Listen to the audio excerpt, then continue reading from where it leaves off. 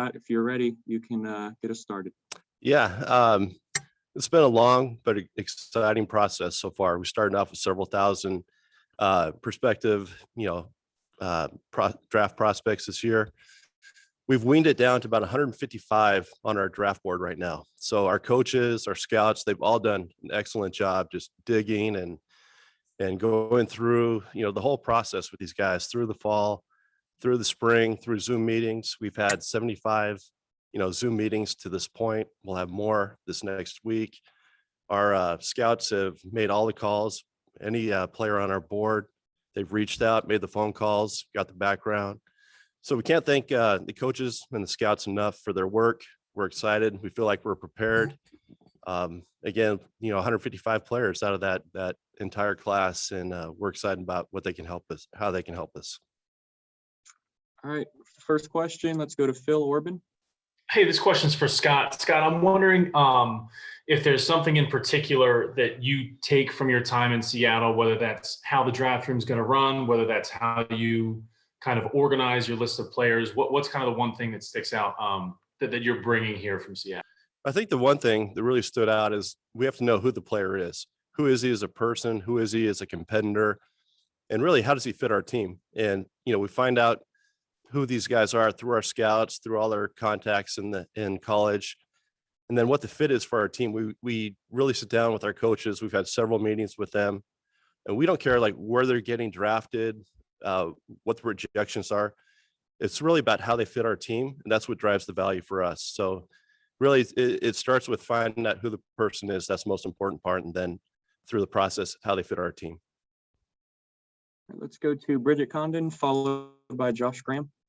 Hey, this question is for Scott. Do you take what happened in Seattle, the experience there, especially in 2012 when you guys had a couple of quarterbacks and you still went ahead and drafted Russell Wilson? Do you take that experience to draft night if pick number 8 comes up and the right quarterback is on the table, even though you guys have Teddy, you have Sam? Are you using that to lean on what happened there in what you might do come draft night? Sure. I think you always learn from experiences you have. And it just doesn't, relate to, it's not just quarterbacks, it's every position. I believe in bringing in the best players that can fit your team, create competition, and upgrade your roster. So whether it's a quarterback, a corner, it doesn't matter. It's just how do they fit our team? What's the path for success? And what's our plan for them? And just one quick follow-up. You talked about guys fitting your team in these Zoom interviews and talking with them. That's the most important part for you. Is there one specific quarterback that you feel like fits your team best out of those top 5 guys that everyone's talking about? Yes. Can you share? No, no. There's actually several of them that we're excited about. Just like there's several players, but we're not going to get into exactly who. Thanks. I've got one for Scott and one for Matt. Scott, I think it was your introductory presser. You said in most drafts, there's a certain level of player that drops off at 14, 15, or 16. Do you think that's true with this draft? And how does that impact your thinking if teams are interested beyond 15 and trading up to 8? Yes, it's right in that range. It seems like that every year between 15 and 19, and it's right in that range once again this year. And then beyond that, it's a really strong second round, like kind of the next 30 to 40 players. It's a really good group, but there is a drop off, and it seems to be consistent every year, and it's the same this year. And Matt, we heard Nick Sirianni talking yesterday. He's had to get creative with ways to get to know players. He even talked about seeing how competitive they are by playing rock, paper, scissors. I'm interested, what are some ways you've used the virtual element of things to try and get to know players when you're not able to be as close to them as you'd like to be? I just talk to them. I saw that what Nick said. It's interesting. I haven't done anything like that. To me, the tape drives who they are. Their measurables and traits drives who they are. What people say about them, I think, is really key. I think when you treat people well, people in the building, we're excited to talk about you. And then as I've talked to guys, I'm leaving here and going back down and doing another Zoom call. I have some tomorrow too. I like to ask everything from, if you could, if you're on a desert island, you can only listen to one artist. What would it be? To who your favorite player was growing up? I think you find out a lot about guys.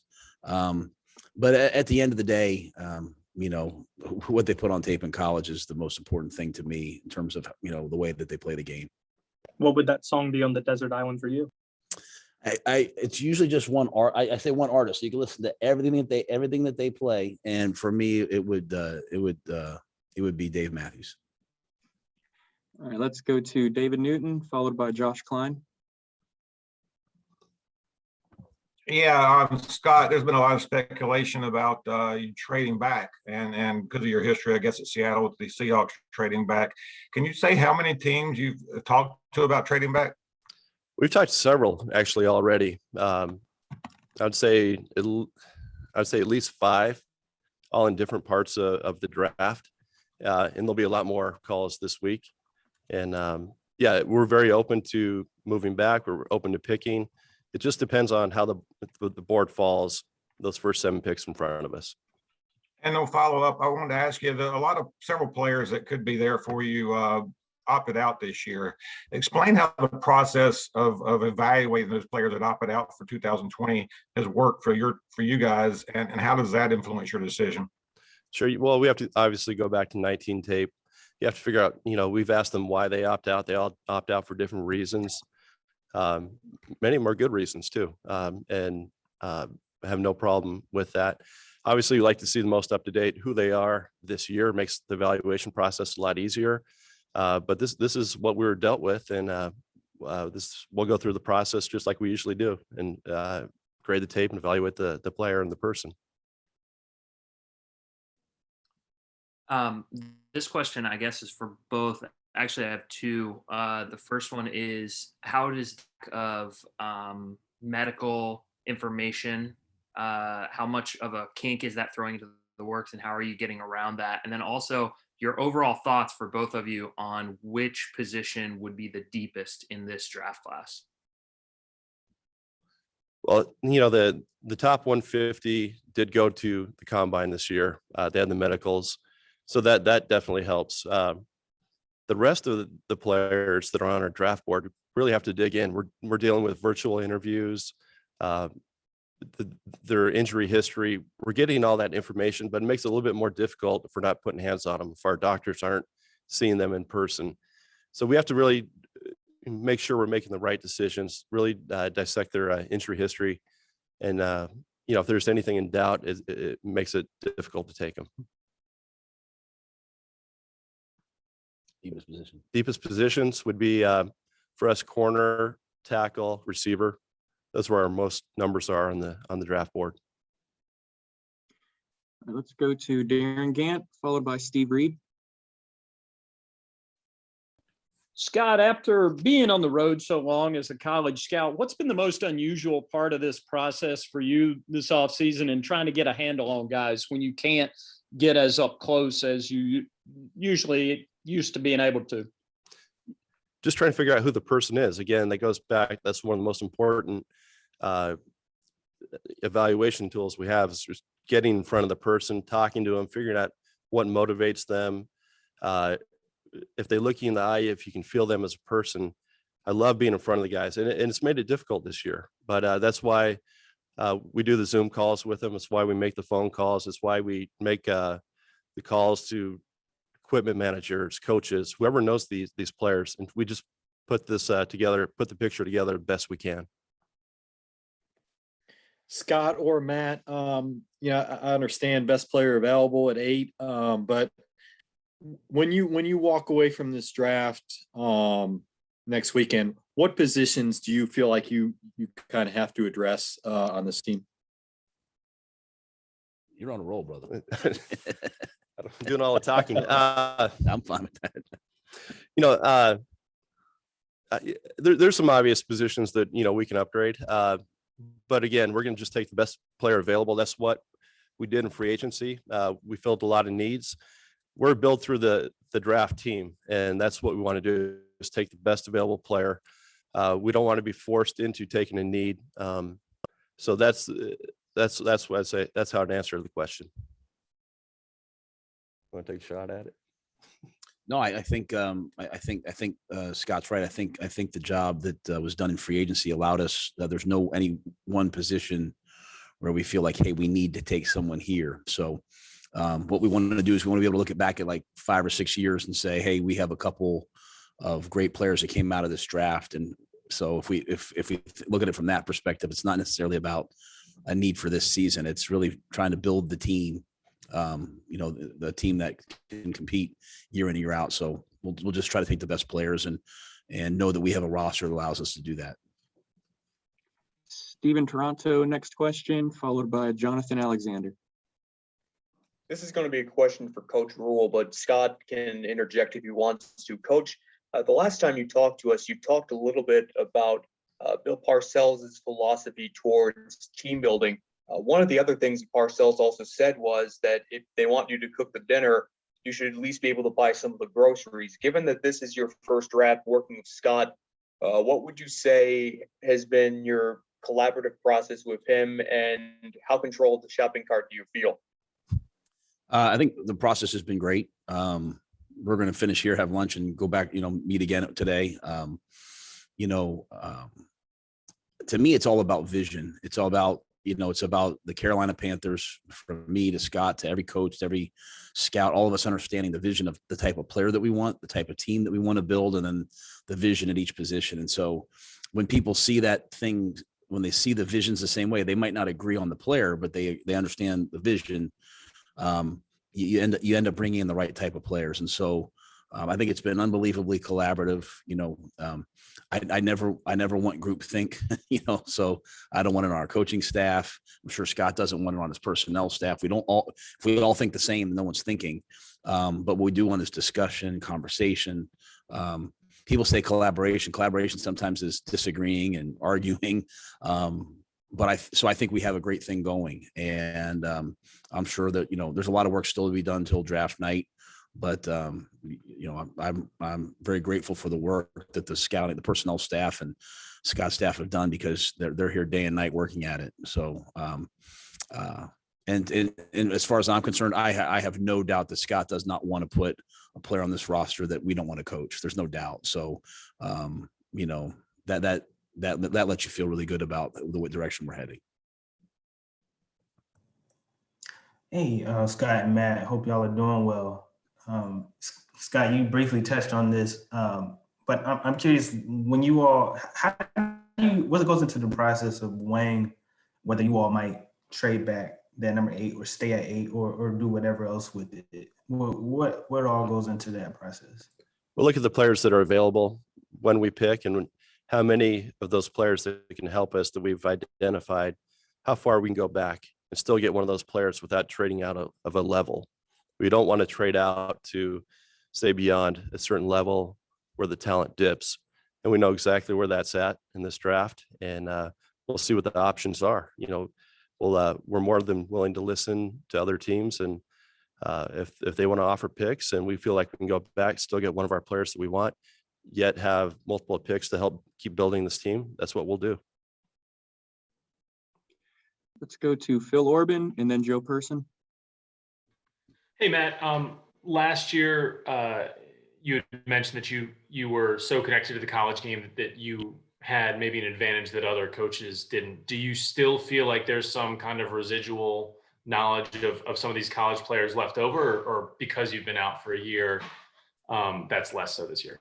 No, I have, I would say that I have, when I say I mean our staff, a lot of guys on our staff too, have a lot of connections with a lot of these guys, either through recruiting or playing against them, or, just through the whole process. Like, you might sign 25 guys a year, but to get to those 25, like Scott alluded to about this process, you start with 5,000.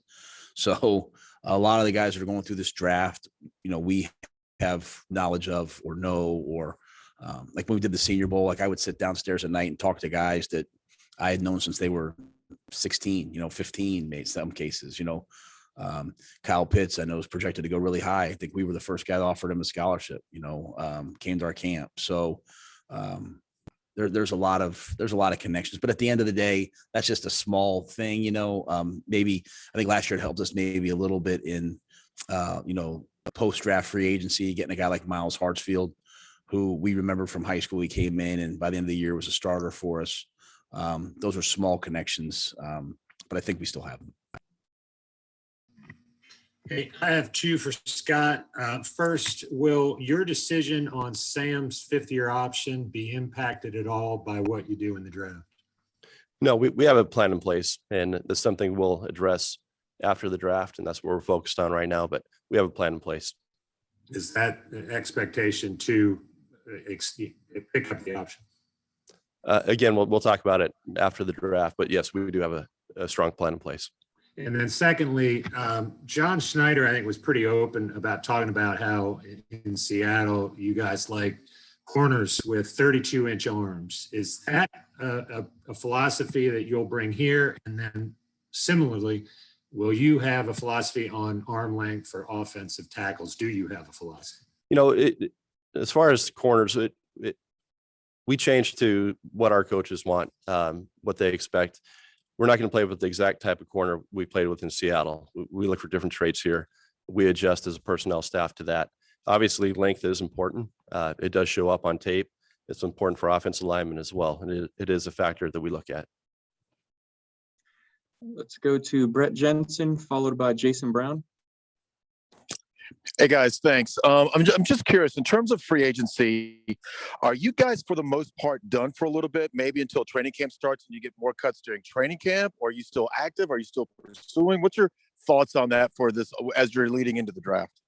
We're always looking at acquisition. We'll look at it every day. We look at the waiver wire every day. We never feel like our roster is set. We always want to create competition and upgrade the back end. So if there's a player available that we think can do that, we'll do that. Hey, gentlemen, Jason Brown, Spectrum News 1. Thanks for your time. I know Matt talked about the collaborative process of this draft, but since this is your first draft together and you're getting to know each other a little bit better, I'm hoping each of you would be willing to share maybe something new that you've learned about the other through this whole process, whether it's a funny story or even something serious. He likes pickled eggs. There's an inside story on that one. So that's one thing I've learned about him.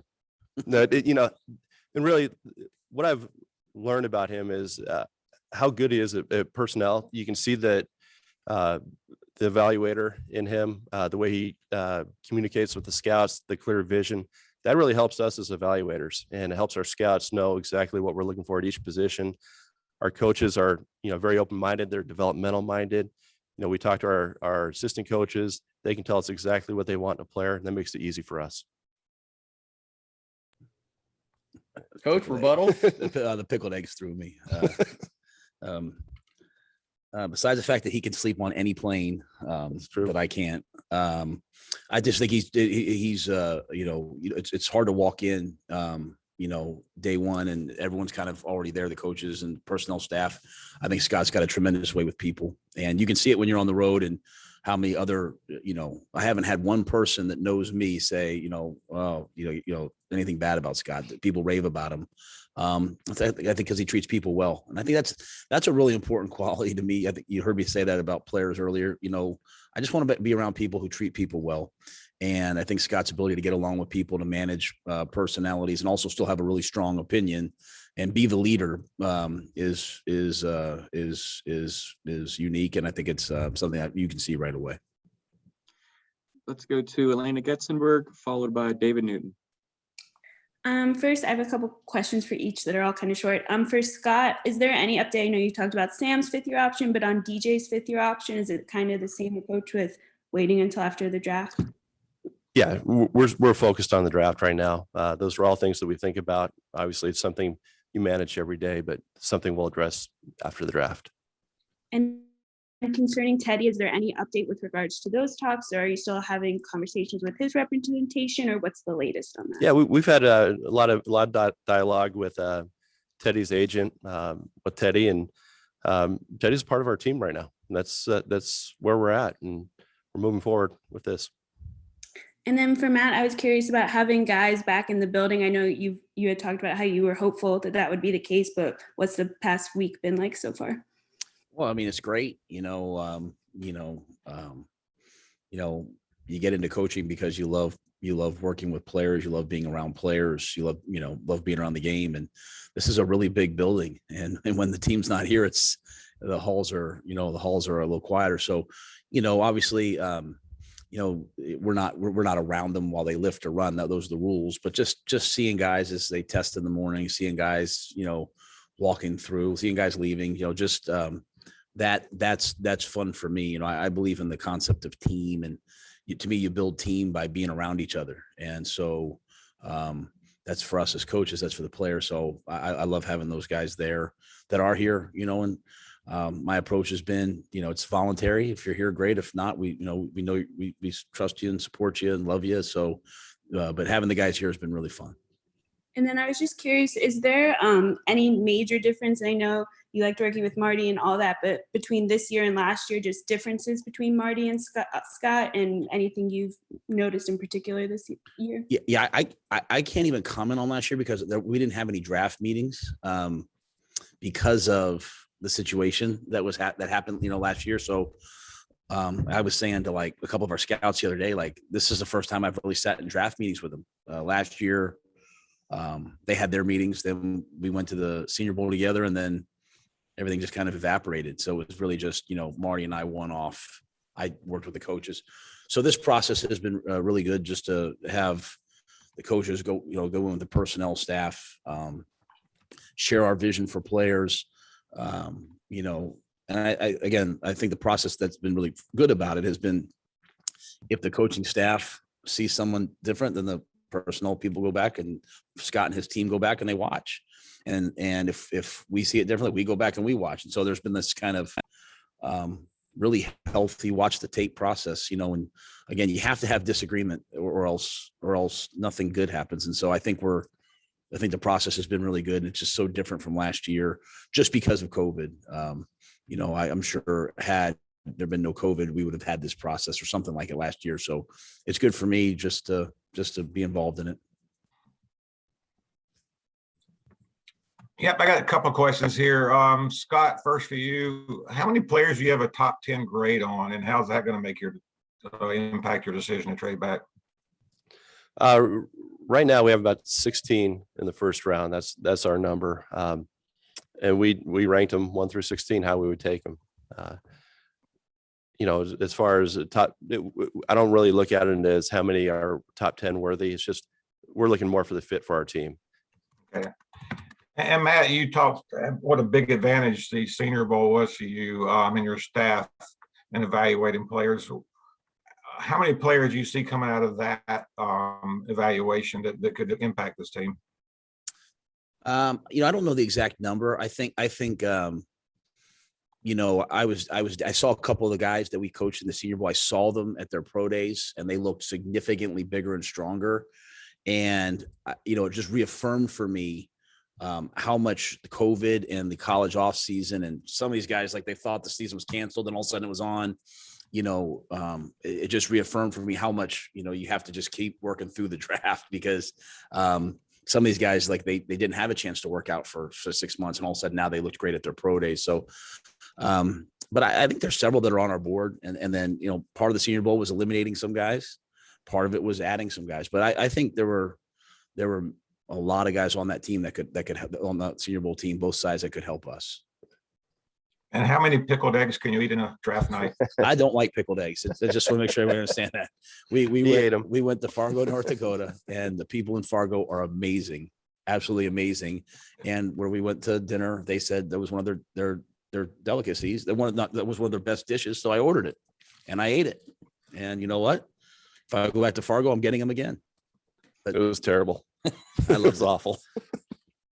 All right, guys, we got time for 2 more. So let's go to Jonathan Jones and then finish with Josh Klein.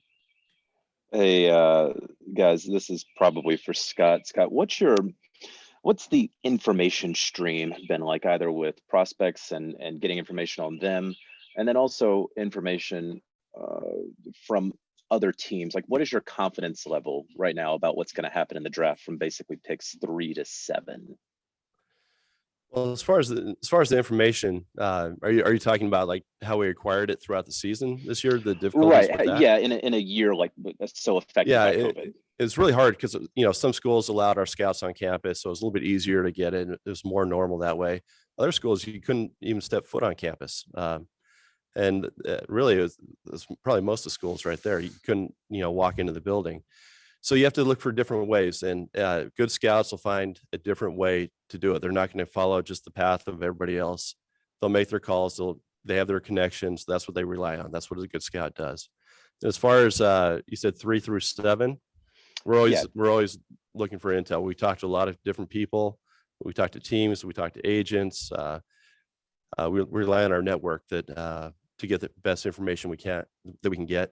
Nothing's 100% obviously, but you can get a feel how it might go.